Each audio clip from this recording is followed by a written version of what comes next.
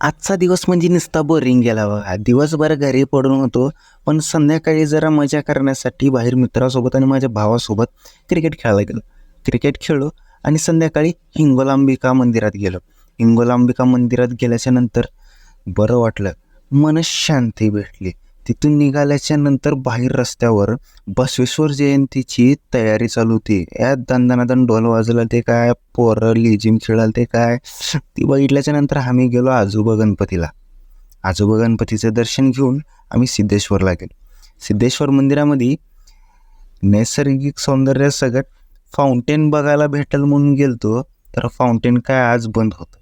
तर भावानं म्हणलं पुन्हा कधी बघता येईल. मग मंदिराचे दर्शन घेऊन आम्ही असंच बाहेर निघालो होतो की पानाची टपरी आहे वाटलं आम्हाला. मला वाटलं, तर माझ्या भावानं म्हणलं पानाची टपरी नाही, नीट बघ, हॉटेल बांधलं ताईने. ही एक नंबर